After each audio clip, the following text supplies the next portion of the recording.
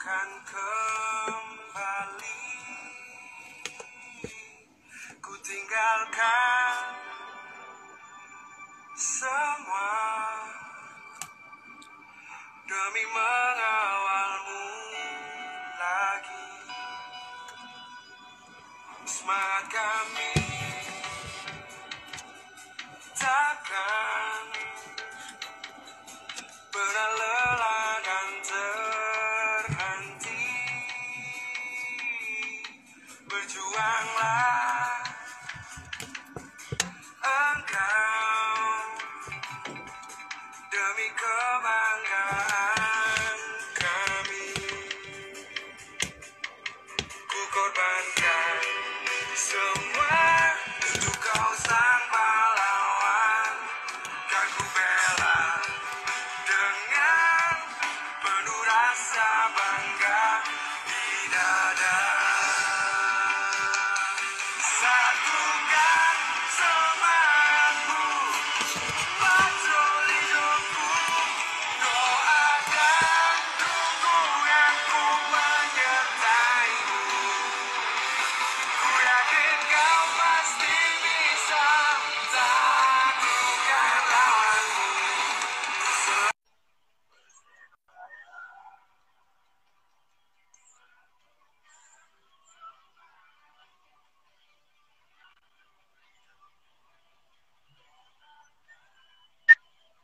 Udah.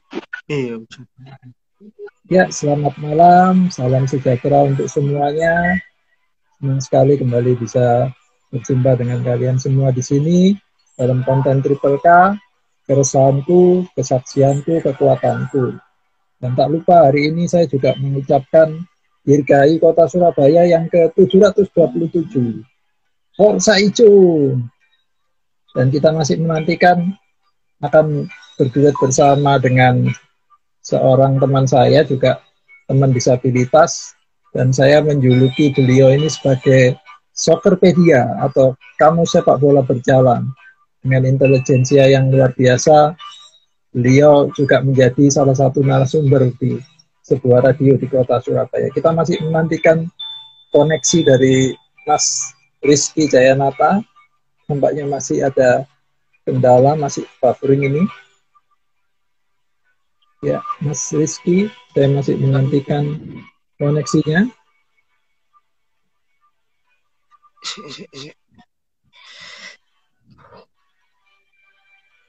Betul di sini.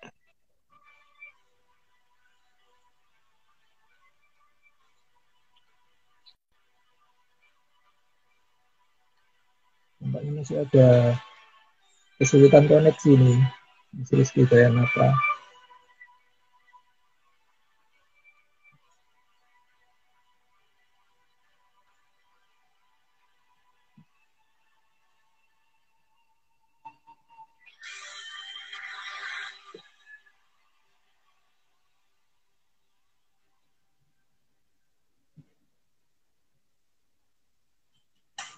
Ya, semoga ini bisa.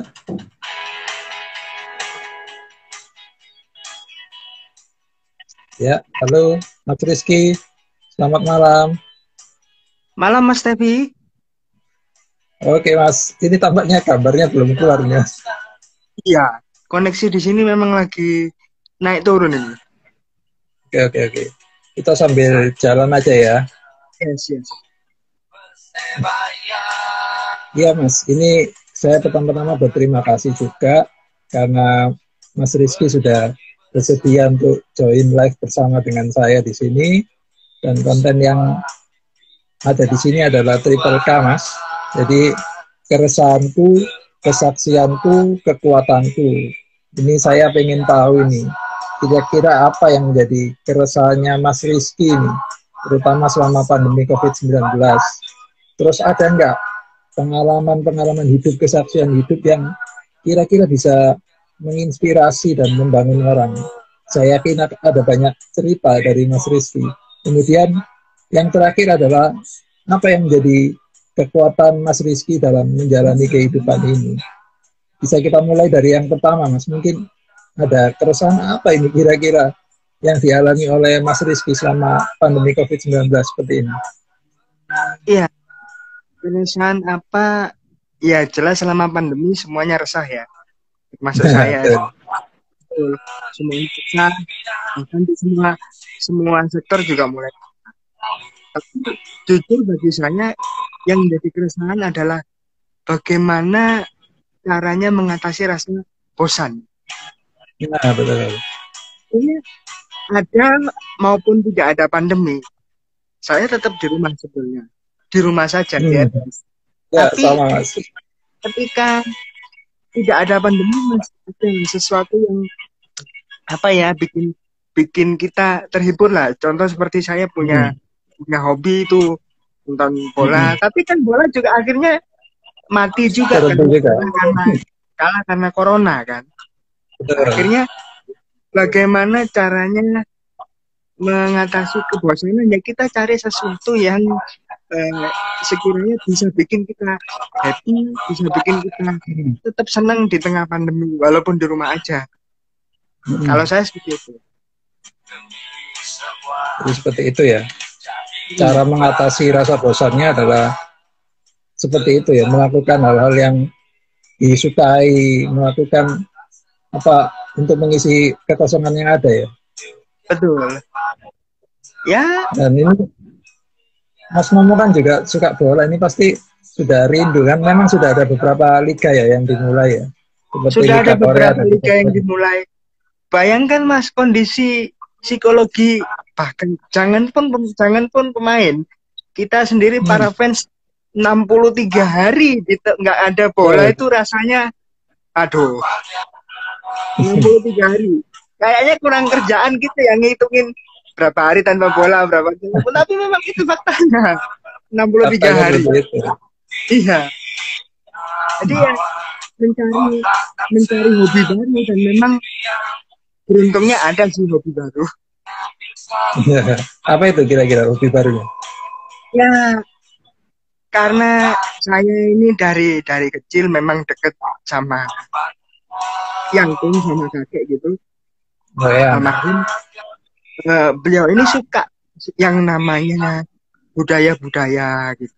Nah, saya jadi ikut apa ya? Ikut teracuni.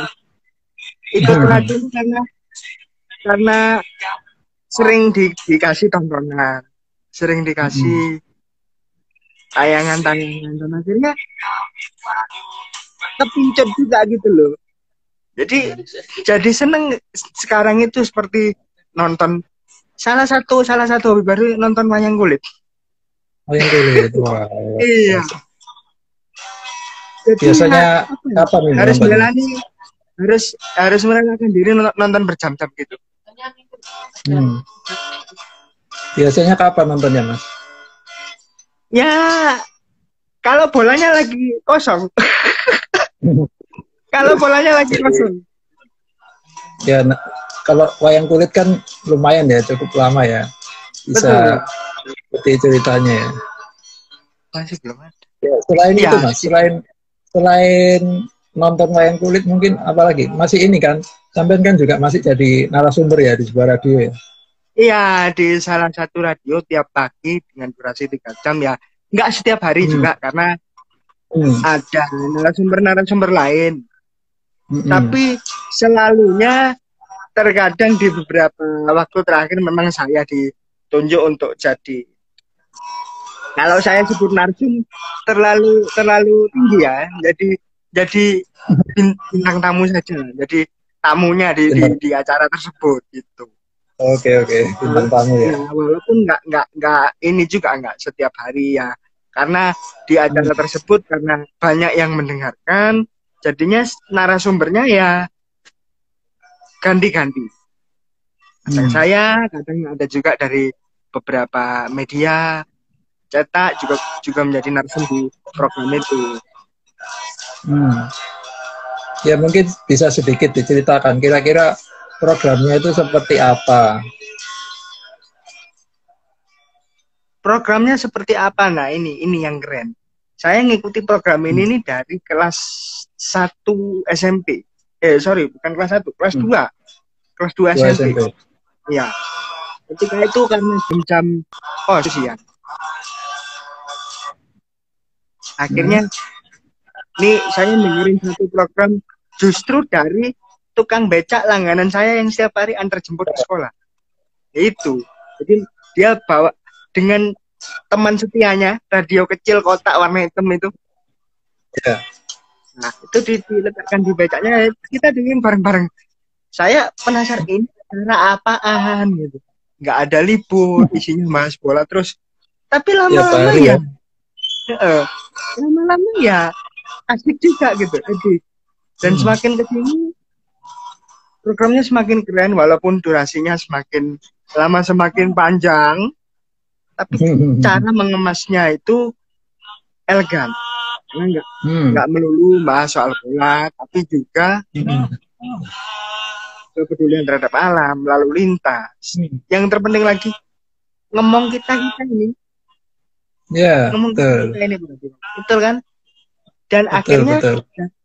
Dari program itu kan ada community juga kan? Ya, lahir sebuah komunitas ya. Ada satu komunitas yang sudah bergerak kemana-mana. Kita nggak hanya diajarkan kepedulian tentang lingkungan semata, tapi yang paling penting, kalau kaitannya dengan Surabaya, kita wajib tahu nih Supremonya. Kalau bahasa Italia, Il Supremonya Surabaya itu. Dan kita pernah berkunjung ke makamnya itu kan. Makamnya Bung Tomo. Makam Bung Tomo ya. Betul. Terus Mas? Ya itu kan buat saya, wah ini menarik karena ada satu stasiun radio punya program, dan programnya itu tidak hanya berbusa-busa soal bola, sepak bola melulu, tapi juga yang lain-lain, dan itu semua masuk gitu loh, connected dengan sepak bola itu sendiri. Gitu. Ya, sinergi sama respect itu sendiri ya. Betul.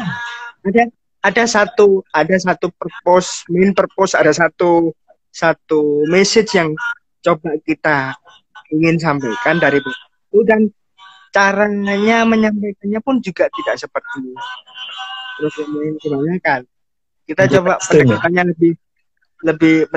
lebih wise, lebih soft lah ya pendekatan.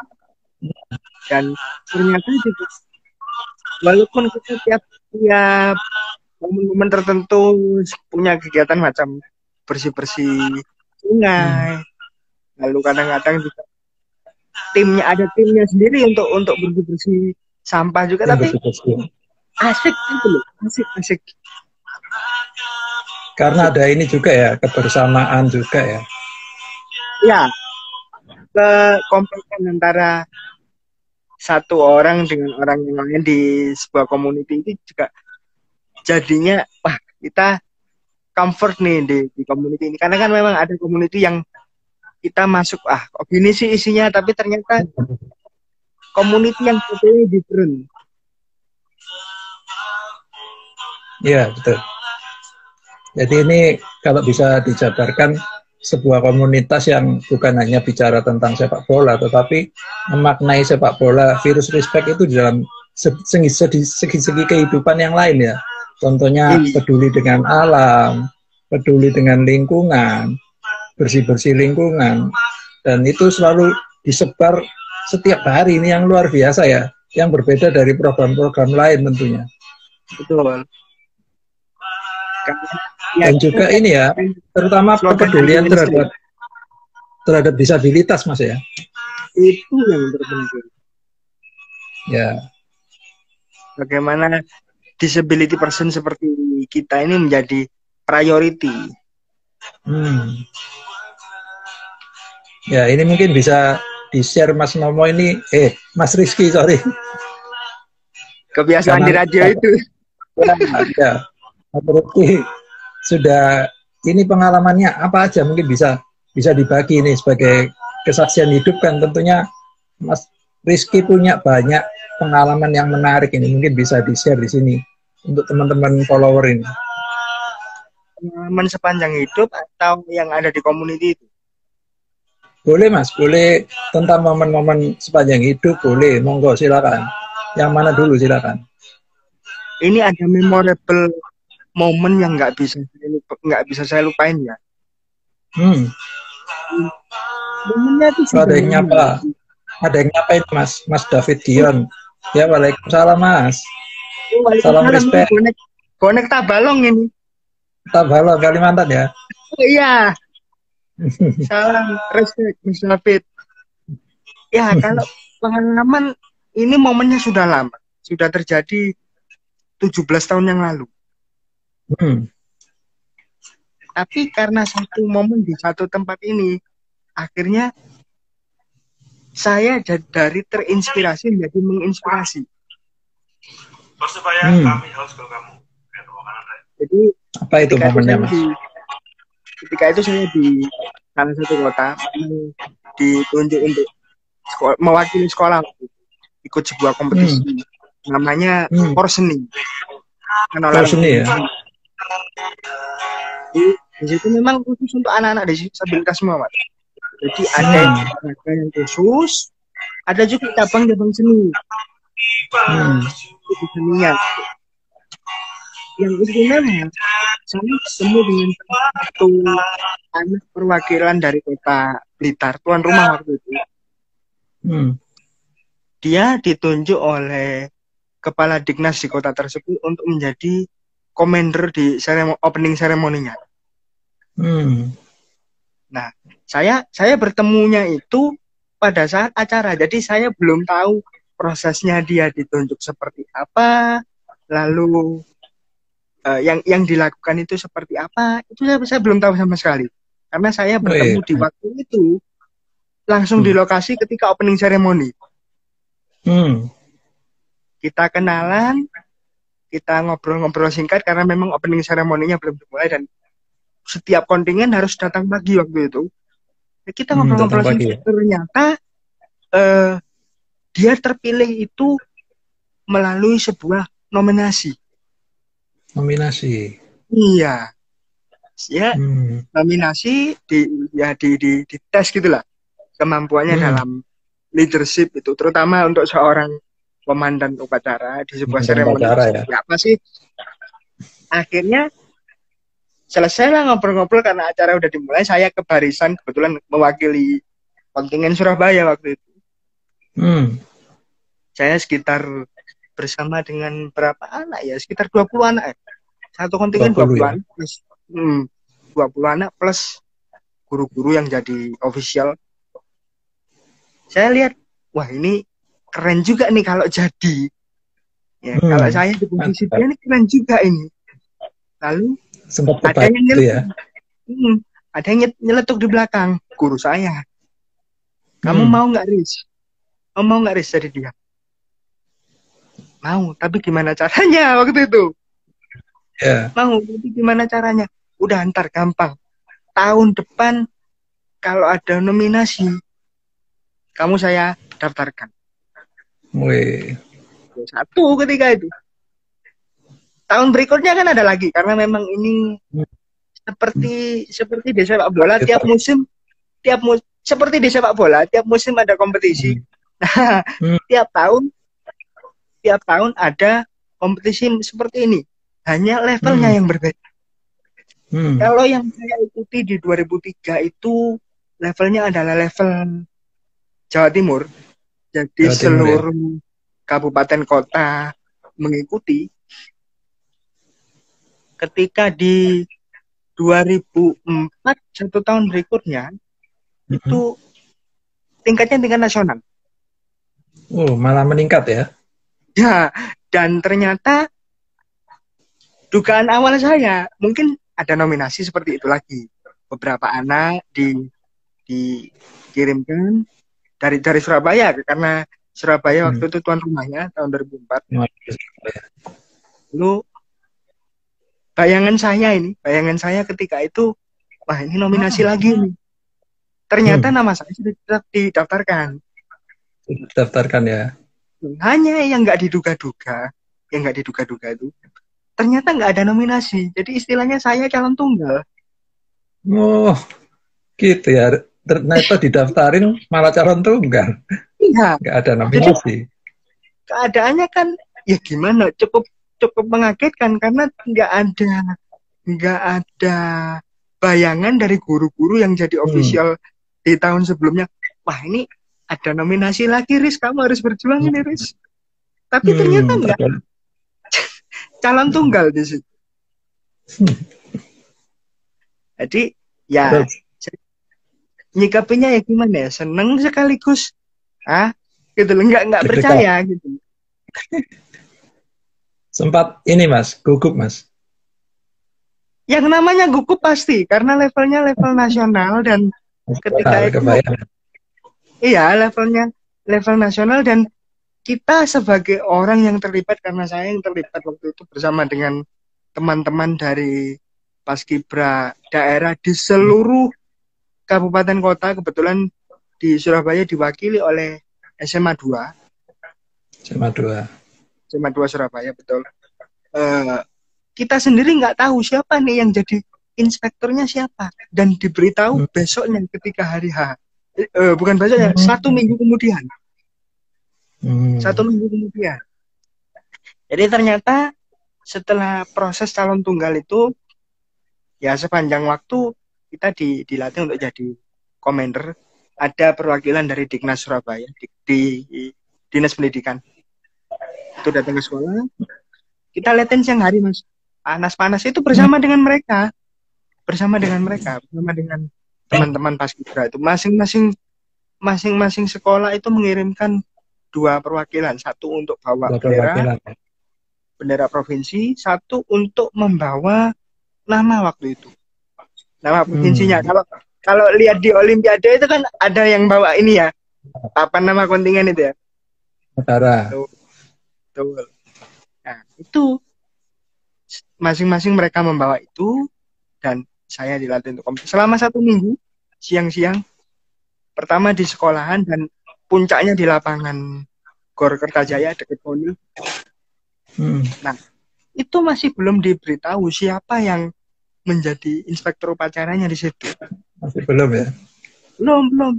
Diberitahu besoknya ketika hari H. Nah, ketika hari H dapat pengalaman lagi nih. Saya bisa datang pertama karena kewajiban sebagai komander di situ. Ketemu dengan kontingen-kontingen dari provinsi lain, dari Sumatera, dari yang paling seru dari Papua. Oh, ada dari Papua juga ya? Iya, dari Papua waktu itu. Karena mereka yang datang pertama. Halo, Mas. Karena mereka yang datang pertama. Lalu saya diberitahu sama panitia, saya diberitahu, Mas, ini nanti yang datang itu Menteri Pendidikan Nasional. Saat itu. Wih. Menteri Pendidikan Nasional. Pak Mari. Iya, makanya. Di eranya, kalau 2004 itu kalau nggak salah eranya Presiden Megawati ya.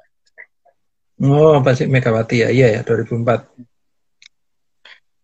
Waktu itu, Mas, ini yang datang sebagai pembina upacaranya, sebagai inspekturnya Menteri Pendidikan Nasional, Pak Malik Macar. Ya langsung, wih, langsung ada todongan dari, iya, langsung ada todongan dari teman-teman Paskibra ketika itu. Iki sing teko Pak Menteri yo, aja lali digawe mesem. Jangan lupa dikasih senyum. Kalau senyum pasti Mas. Cuman yang di hadapanku ini menteri gitu loh. Sekelas menteri gitu. Iya, sekelas menteri. Akhirnya jalan. Yang ada momen yang sebetulnya nggak pernah terlintas di bayangan, nggak pernah terpikirkan juga. Saya nggak ada bayangan kalau Pak Menteri itu turun nyapa kita tuh nggak ada. Jadi ya jalan aja.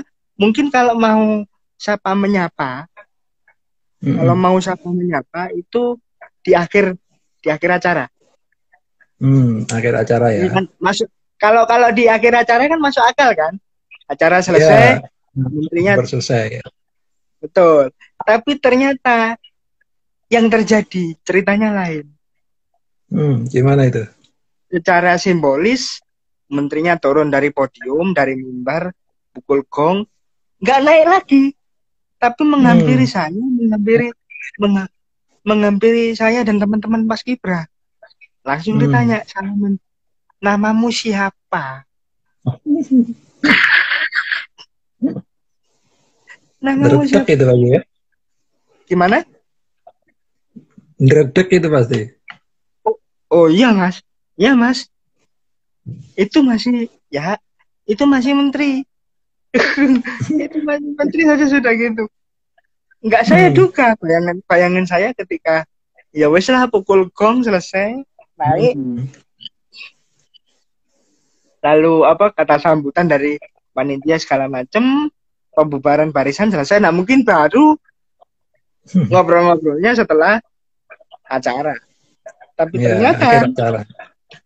tapi ternyata yang tidak saya duga, beliau turun dari mimbar, pukul gong secara simbolis supaya kompetisi dibuka, karena waktu itu kompetisinya sekitar Opening, ya? 2 minggu. Kompetisinya sekitar 2 minggu. Ketika habis buka secara simbolik itu, dia langsung ngambil saya, salaman, namanya siapa? Itu loh. Yang belakang itu loh. Jadi ditanya oleh seorang menteri, ya waktu itu wah nggak terduga ini. Nggak terduga karena ketika Pak Menteri turun itu tidak hanya sekedar turun, kanan kiri banyak kamera. Ya media massa ya. Ini media massa waktu itu dari salah satu surat kabar. Nah, setelah itu oke lah. Setelah itu oke lah, naik, selesai, dan ya akhirnya ngobrol lagi. Yang paling seru tuh ketika kamu kok berani banget. Biasanya anak seperti kamu nih ketika berhadapan dengan orang besar, entah itu menteri atau bahkan presiden, itu ada rasa gugup gitu. Malu gitu ya. Tapi ya saya bisa seperti ini juga karena sering kali didorong oleh orang tua. Ya, support dari orang tua ya. Melatih juga untuk tidak minder. Makanya ketika Mas Tevi mendengarkan saya di radio kan kok enak banget ya. Padahal sebetulnya ketika didengarkan orang banyak, di luar orang banyak, ketika itu sebenarnya tanpa diketahui itu ada rasa minder, gugup, deg-degan juga segala macam. Wajar masih ada itu. Wajar masih ada, tapi karena dari dulu itu sudah didorong untuk ayo berani tampil. Karena memang ketika itu kenapa akhirnya dari terinspirasi menjadi menginspirasi. Ya ini. Karena sebenarnya awal sekali itu saya sering kali melihat upacara di Istana Kenegaraan. Di TV ya. Nah, itu kan yang jadi barisannya kan tentara semua tuh, TNI. Saya terinspirasi dari situ karena ketegasannya itu. Akhirnya sejak level Surabaya hingga provinsi untuk sesi sebelum saya, untuk saat-saat sebelum saya itu belum ada anak-anak yang mau di posisi penting. Dalam hal ini adalah itu kan posisi yang penting di sebuah upacara. Komander itu kan, komandan itu kan penting banget. Sangat penting malah. Ketika zaman-zaman sebelum saya ikut dan teman-teman 20 yang lain itu ikut, belum ada anak-anak yang mau di posisi itu. Entahkah mereka mungkin satu faktor utama minder.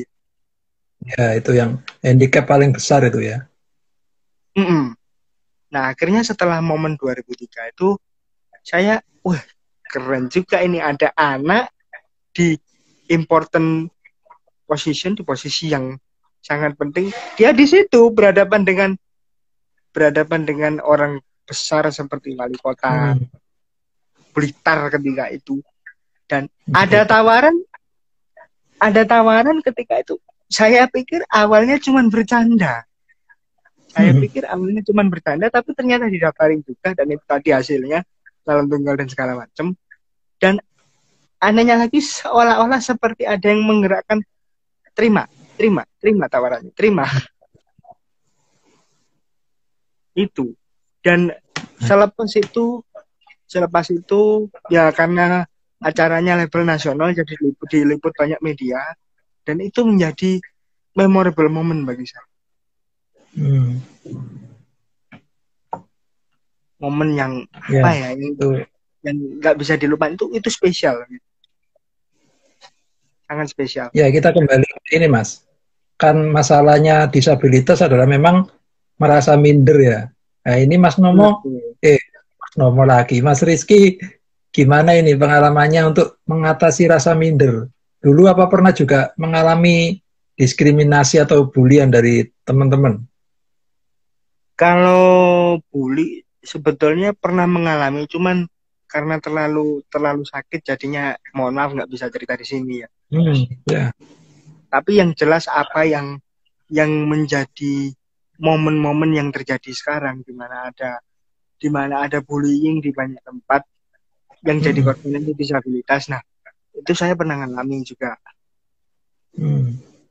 Tapi seperti yang saya pernah katakan di radio yang tadi Mas Tevi sebutkan bahwa bagaimana korban ini harus dapat support, terutama dari orang-orang terdekat.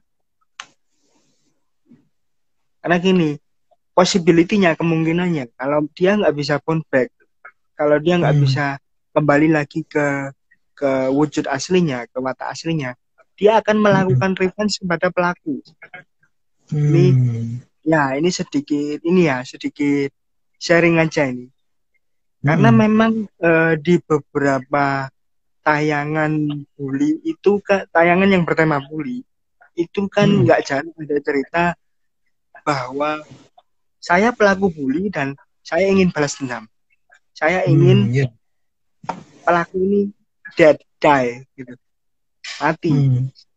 Karena kalau dia mati, dendamnya akan terbalas. Nah, itu adalah mereka-mereka yang nggak punya kemampuan untuk bangkit kembali, untuk rising, karena nggak ada dukungan dari keluarga, dari teman-teman dekat. Nah, perbedaannya saya mengalami itu, tapi ya akhirnya ya sudah, saya dikasih wejangan seperti ini aja.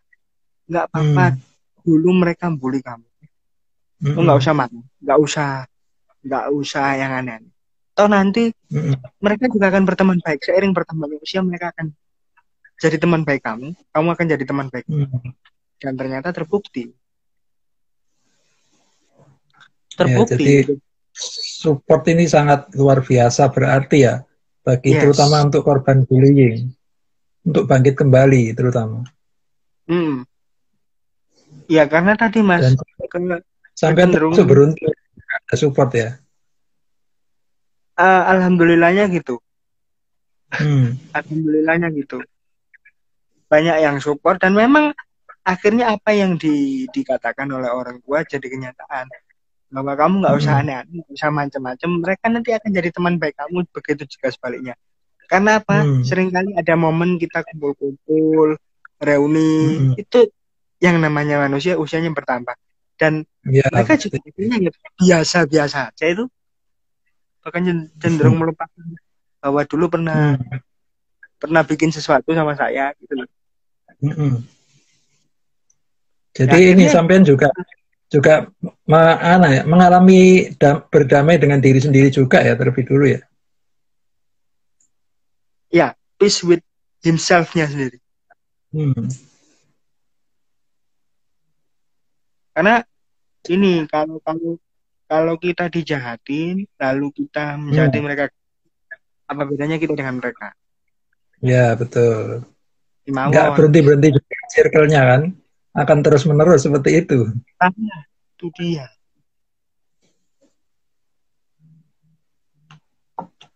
Itu dia.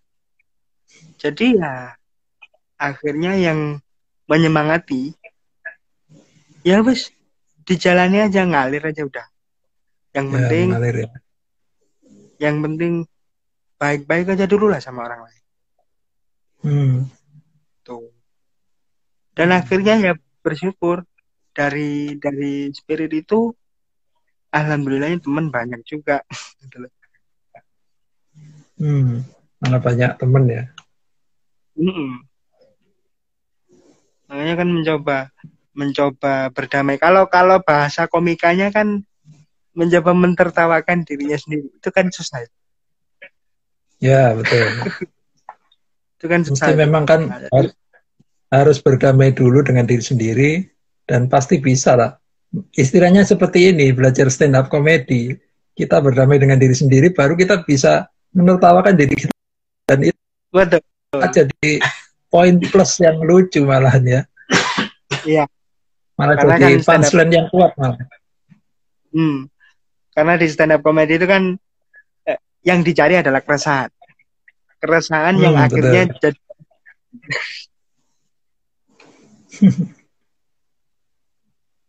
Oke, ya, itu pengalaman dari kehidupan ya. Gimana pengalaman dengan ini komunitas? Mungkin bisa di-share. Wah, kalau Ini komunitas biasa yang kita lihat profil picture-nya siapa yang di sampingnya Mas Rizky ini? Bisa lihat sendiri nih. Mungkin itu bisa diceritakan luar biasa ketemu sama legenda Barcelona ini.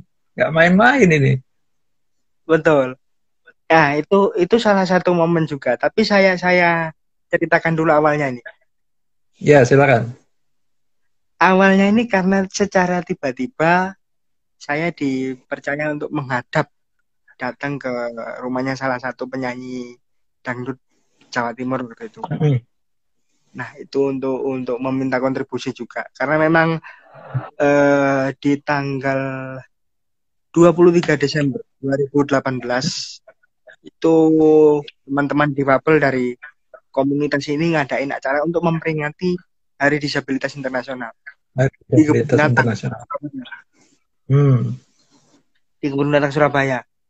Dan memang jarang kan karena ada Hari Disabilitas Internasional kita bikin satu event yang nyasar juga nih ke kampanye lalu lintas, kampanye anti plastik. Walaupun memang nggak pas hari H ya, karena kan 3 Desember ya, Hari Disabilitas Internasional. Karena Disabilitas Internasional itu dirayakan di tanggal 3 dan tanggal 3 ketika itu harinya hari Senin ketika itu tahun 2018 pasti banyak yang nyambut gawe, berhalangan kan kerja, betul. Akhirnya ya wis digelar lah hari Minggu waktu itu. Digelarnya berandangan tanpa planning. Yang penting gimana caranya ini acara jadi. Ya namanya bonek kayak gitu. Betul. Dan alhamdulillah syukur waktu itu banyak teman-teman yang support ya. Dari disabilitas juga banyak, ada dari teman-teman komunitas itu sendiri, ada dari DMI, Disable Motorcycle Indonesia, itu juga datang di situ untuk support acara kita. Awalnya dari situ. Nah, karena seringnya terlibat on air di radio, akhirnya ikut acara pertama waktu itu Capsnya. Di tahun berikutnya makin lama makin intens ini ikut. Salah satunya yang ada di foto itu. Ada di Sutos ya waktu itu ya? Ya, di Sutos. Waktu itu bisa dibilang founder presiden dari komunitas kita ini yang juga jadi salah satu penyiar radio di situ. Itu nggak ada niatan untuk ke sana. Nggak ada niatan untuk ke Sutos. Cuman waktu itu lagi ngelayanin, ada satu temen dari supporternya legenda Barcelona itu nitip tiket di situ. Barangkali ada yang mau ikutan. Karena kan ini trophy tour dan disupport oleh salah satu sponsor. Akhirnya nitip tiket lah di situ. Ini lama-lama daripada nemenin, coba ngikut. Tapi yang diajak siapa? Akhirnya si Presiden T itu telepon ke saya. Bisa nggak melok? Kapan? Sore ini. Nah, karena kendalanya waktu itu saya boleh keluar kalau ada yang nemenin. Kalau nggak ada yang nemenin nggak boleh berangkat. Akhirnya hujan-hujan nekat itu. Hujan-hujan nekat ada satu. Ya, dua teman dari community datang ke rumah, ayo guys di Bapak, saya naik konten. Akhirnya sampailah di Sutos. Yang ditunggu ini bintang tamunya malu-malu mau keluar. Kenapa? Hujan di situ, hujan terus. Kita naik ke lantai 3. Lantai 3 itu ada satu tempat yang agak luas gitu. Nah, trofinya itu, ya saya sebut aja trofi Champions League ya. UCL itu dipajang di situ. Nah, saya kan nggak mungkin untuk ke sana nemuin itu bintang tamu di hujan-hujan kayak gitu. Akhirnya cari cara. Kita cari jalan ke backstage. Jalan ke backstage. Cari mana ini ruangannya itu bintang tamu. Akhirnya ketemu. Cuman waktu itu kita dihadang sama steward sama pengawal dari dia sponsor. Nah, itu si presiden kita bilang, kalau kamu nggak memprioritaskan ini dengan kita, perusahaan kamu tahu ini habis, kamu selesai sampai di sini. Jadi prioritas dulu. Ya udah, mau minta berapa lama? 5 menit. Dan memang betul kenyataannya memang 5 menit. 5 menit ya. 5 menit gak banyak, tapi cara Spuyol ini menyambut kita itu Eropa sekali, bahkan di Indonesia nggak ada nih. Jadi itu saya dan juga orang karena dibatasi yang boleh masuk itu hanya 2. Saya dengan masuk dan yang nggak didukung ini langsung berdiri, lambung kecil ada kan? Come on, come here. Justru malah dia yang antusias ya. Justru malah dia yang antusias.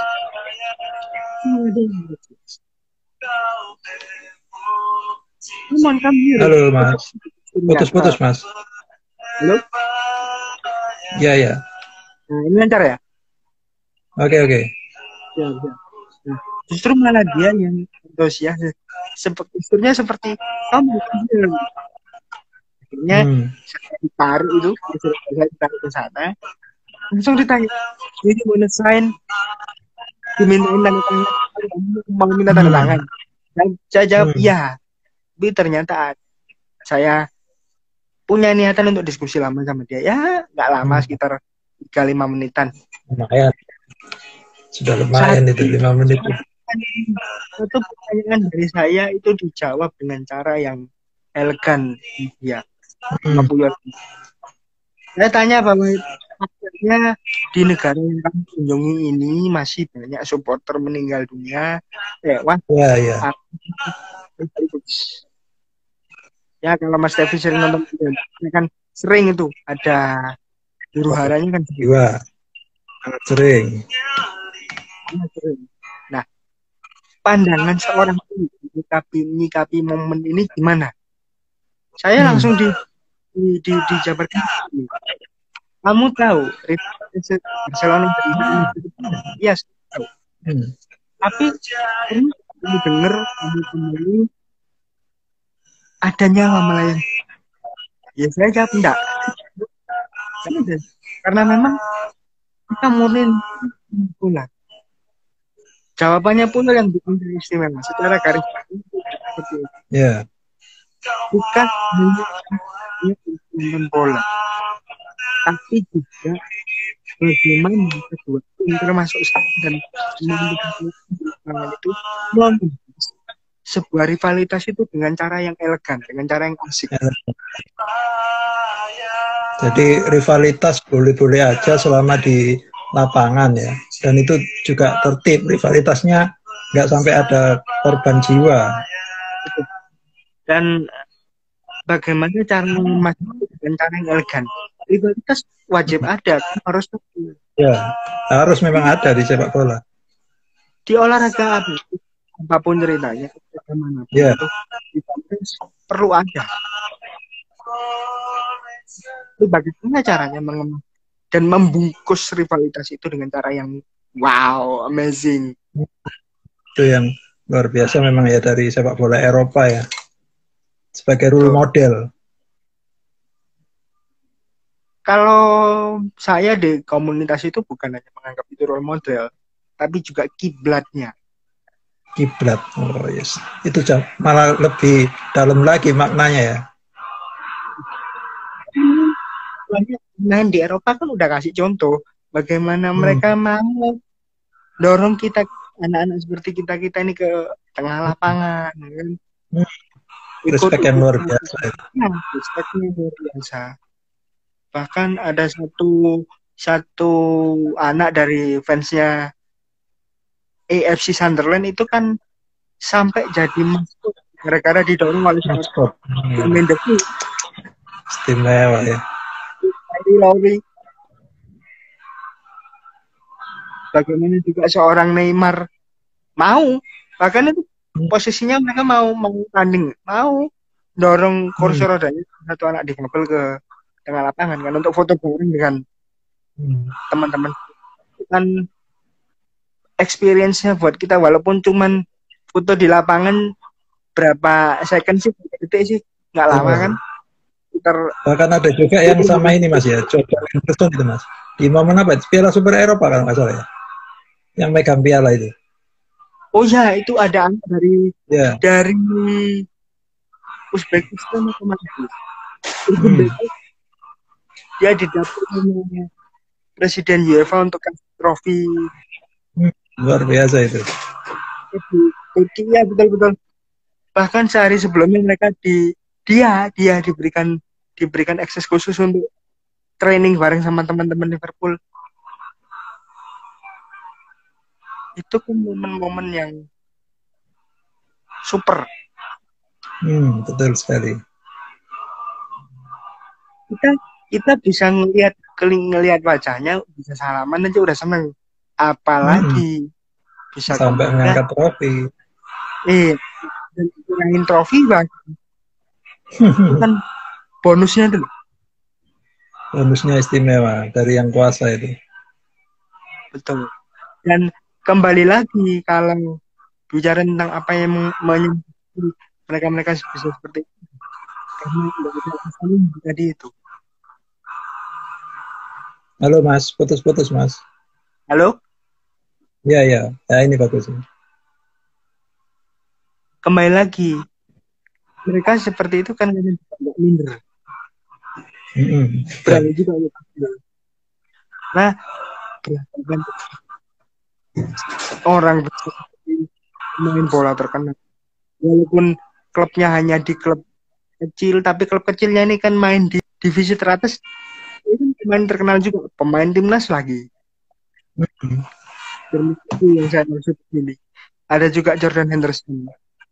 Ada yang Cristiano Ronaldo di mana anak yang menunggunya ini nunggu di depan lift. Setelah penghargaan di salah satu tempat, kan dia nunggu di depan lift dan diajak jadi bola bareng. Nah, kembali lagi karena dia ini nggak minder, dia ini kalau bahasa Surabayanya mohon izin tatak.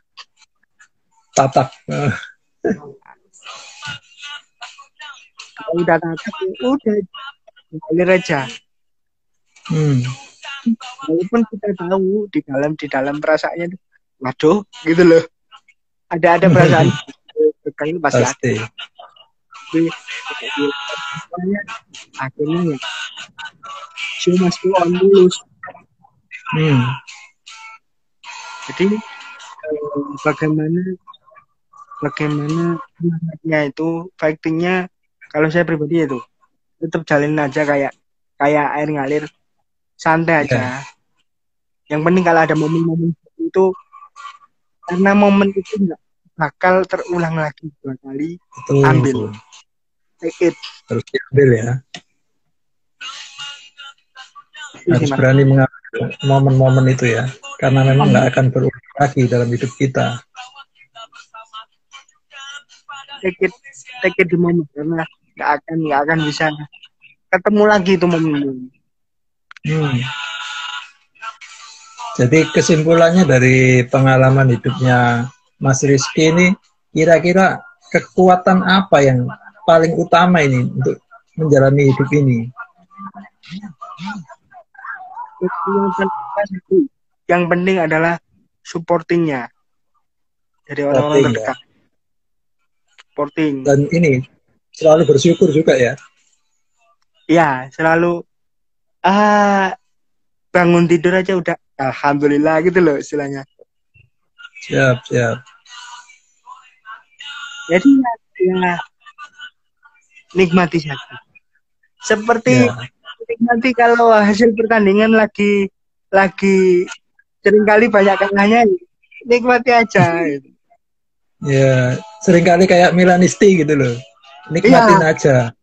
Banyak sabarnya, nggih. Iya. Latihan sabar kok terus. Tapi kalau banyak sabar timbul pertanyaan nanti, puasa kok terus, hari rayanya kapan? Ya. Jadi itu ya kuncinya ya. Bersyukur dan berani mengambil momen juga. Harus percaya diri ya. Tapi tentunya dengan percaya diri itu kan diperoleh dari supporting yang kuat juga. Jadi memang memulihkan diri sendiri dulu ya. Faktor memulihkan diri sendiri dulu baru bisa kita bangkit gitu ya, Mas Rizky.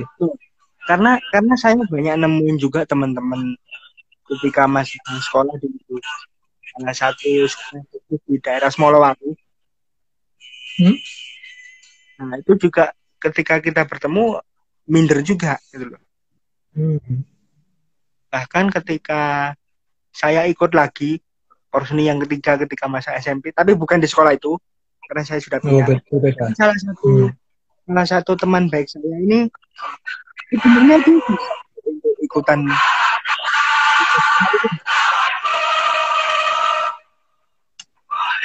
tapi karena dia agak malu ya, izin aku. Akhirnya ngapain malu-malu, ikutan aja lah. Saya apa dalam pikirannya, kalau nanti aku ikutan lulus, saya kira hasilnya nggak penting. Yang penting kamu ikut dulu. Kalau kamu seneng nanti ditunjuk lagi, ikut lagi. Ya udah, akhirnya dia berani ikut ke bumi Singoedan waktu itu, tuan rumahnya. Di Malang ya. Iya, jadi bonek datang ke Singoedan. Bertandang ke bumi singa waktu itu. Dan memang tawaran terbesar ketika selesai bertandang ke bumi singa, siapapun yang paling tidak bisa masuk 3 besar bisa jadi wakil nasional di Solo. Tuan rumahnya di Solo waktu itu. Hanya sayangnya kita berdua, saya dan teman baik saya ini nggak sampai 3 besar, tapi alhamdulillah masuk 5 besar. Wah, lumayan lah. Sekalipun gagal 3 besar. Iya. Sekalipun gagal ke tingkat nasional, tapi kalau saya sudah sering untuk ikut seperti itu. Kalau dia kan untuk pertama kali. Pertama kali ya. Ini masuk top 5, masuk 5 besar, lumayan. Capsnya pertama kali langsung 5 besar, bagus itu. Oh iya betul. Makanya saya langsung kan gimana? Enggak kan? Iya. Makanya kan. Ya, itu tadi ya. Dari terinspirasi sampai jadi menginspirasi teman-teman disabilitas terutama. Betul. Jadi karena saya melihat orang lain di posisi penting, akhirnya saya coba ambil tawaran itu. Akhirnya dari sekolah yang saya tempati ketika itu, setelah saya di 2004 itu, momen di 2004 itu, semakin banyak mereka-mereka yang mau ikut untuk dikirimkan jadi wakil Surabaya, Jawa Timur juga. Bahkan ada yang sampai tembus ke nasional di Jakarta. Bagus. Karena dari itu. Dan akhirnya secara konsisten kalau ada kompetisi porseni seperti itu, ya tempat saya sekolah dulu selalu mengirimkan. Rutin akhirnya ya. Rutin akhirnya rutin mengirimkan wakil dan rutin juga nyabet gelar. Nah, sih. Itu luar biasa. Bonusnya dulu selalu asik itu bonusnya. Iya, bonusnya memang selalu asik. Bahkan di Pramuka ini saya juga dapat info dari alumnus di sana. Adik kelasnya ini barusan juara Pramuka tingkat Jawa Timur. Nah ini. Pramuka. Adik-adik kelasnya ini. Wah keren nih. Adik kelasnya dia.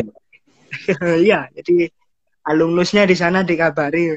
Ini loh adik kelasmu habis juara di Pramuka tingkat provinsi. Jatim. Tingkat Jawa Timur. Keren. Ya mohon doanya juga untuk bisa tembus ke nasional. Ya, jadi ini satu inspirasi yang luar biasa di mana Mas Rizky ini pertama-tama dia yang merasa terinspirasi, kemudian justru malah dia bisa menginspirasi orang lain dan hasilnya juga cukup luar biasa. Bisa menyabet bonus-bonus yang luar biasa tadi. Ya, Mas Rizky, terima kasih. Tampaknya waktu kita juga terbatas dan sayang sekali nih koneksinya juga tidak terlalu bagus, Mas. Jadi iya. mungkin sometime kalau saya minta kesediaannya lagi bersedia ya, nggak keberatan ya. It's okay. Mohon maaf kalau hari ini koneksinya yang saya ambil dari San Siro ini kurang bagus ya koneksinya. Gitu dong. Kalau koneksinya dari Jerman mungkin lain. Dari ini Bayern Munchen ya. Ya Mas Rizky, terima kasih untuk waktunya sudah menyempatkan live bersama kita di sini dan juga sangat menginspirasi terutama teman-teman disabilitas supaya kita juga jangan minder dan juga untuk semua teman-teman, saudara-saudara yang mungkin ada saudaranya yang juga mengalami disabilitas, tolong disupport, jangan dibully supaya bisa bangkit kembali dan hidupnya ini bisa bermanfaat untuk orang lain. Ya, karena terima kasih Mas Rizky. Salam sehat. Tetap sehat, jaga kesehatan, makan makanan yang bergizi. Tetap juga on fire di radio ini. Ditunggu ini. Berita-berita update-nya. Amin. Ya, siap. Oke Mas Rizky, terima kasih untuk waktunya. Selamat malam Mas. Selamat malam, guten Abend.